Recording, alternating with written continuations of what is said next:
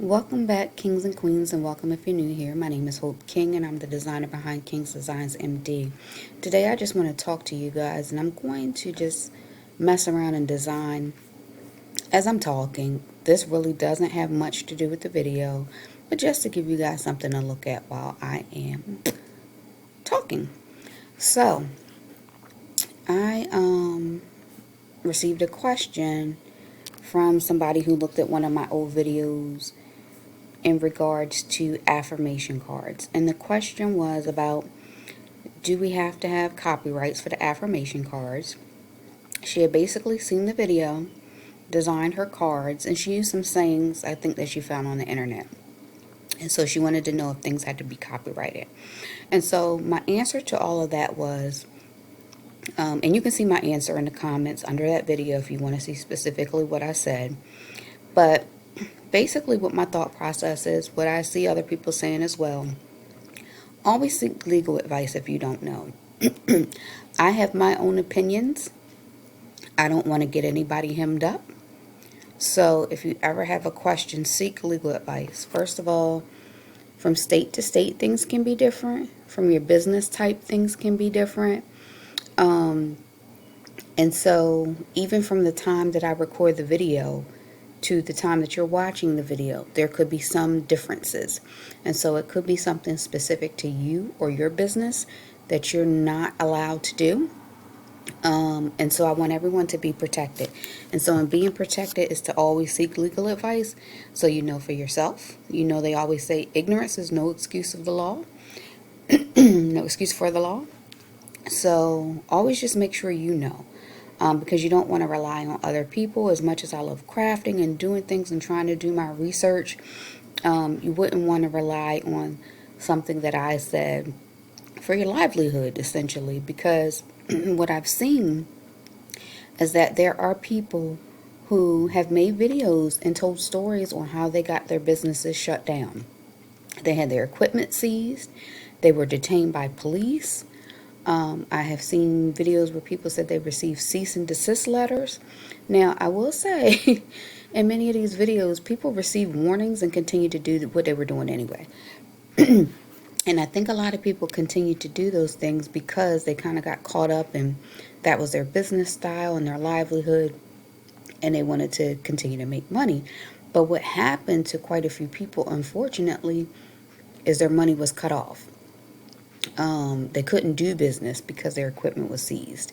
They couldn't do business because Etsy and other platforms shut them down, cut them off. And then they had many big companies coming after them for certain things that they did. Now, with that being said, quite a few times I've heard people say, well, other people did it and didn't get caught. You know, it's kind of like you teach your kids in school. Just because you can get away with it don't mean you did the right thing. And so there are times where there's certain words, phrases, trademark logos that we don't know whether we can use, we can't use.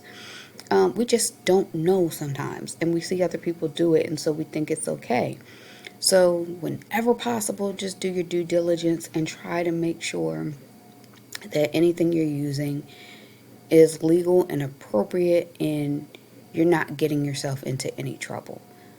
So just be careful, people. I'm saying all that to just say be careful, because I've seen horror stories of what can happen to people. And we know, we've all seen videos where people are making $1 million now, and they started out doing things that might not have been quite on the up and up, and they got away with it. Just because you can get away with it, or just because somebody else got away with it, doesn't make it legal, doesn't mean you can do it. So be careful, please. And if you don't know, seek legal advice.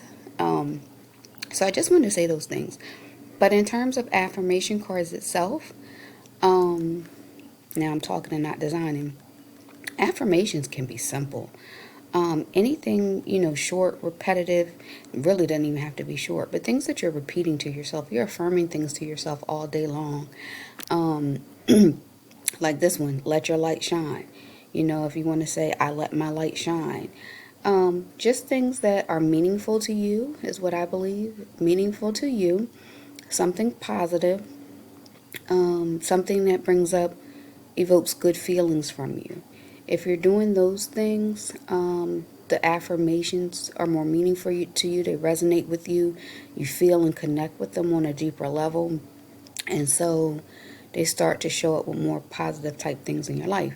I'm saying that because if you make this big long affirmation, or you're saying words that don't really have a whole lot of meaning to you, it's going to take longer to convince yourself of whatever you're saying.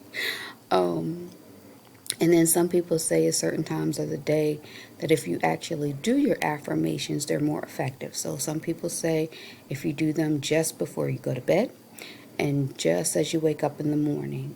It's something about your theta waves and your brain waves, and you guys can look into all of that. But it's certain theta waves and brain waves that are, just kind of on point those times of the day, that makes your brain more receptive. Bruce Lipton was somebody I heard really recently talking about that, and he was amazing, talking about basically years 1 through 7, how your brain is trained, and that if you go to certain periods of the day and do affirmations, meditations, things like that, it can kind of put you in that 1 to 7, not age frame per se, but put your brain in, excuse me, put your brain into that mode where it's more receptive. I hit something on my screen, so I was trying to figure out what I hit. But yeah, so there's lots of places that you can look up this information if you're interested. It's a lot of really good people talking about it. I'm fascinated with the brain and how things work and how to better your lives. But just be careful, people, with copyright and things like that. And then when you do your affirmations, I would say keep it short and to the point. You can do things however you want to do it. If that's the way you receive it, if that's what you love, you can do whatever you want. But, yeah. Oh, and I think the last part I was trying to think of the question is copyright. Again, back to copyright. But the question was basically, do you have to copyright your own material? Now, if you're doing something, I'm amazing, I'm happy, those type of things, again, you can seek legal advice. However, those are generic statements that a lot of people make. There's nothing really unique about that particular statement. But if you come up with a unique word or phrase, it's likely that you would be able to copyright that material or pursue some type of legal action to protect your written material. But again, it typically has to do with unique words or phrases.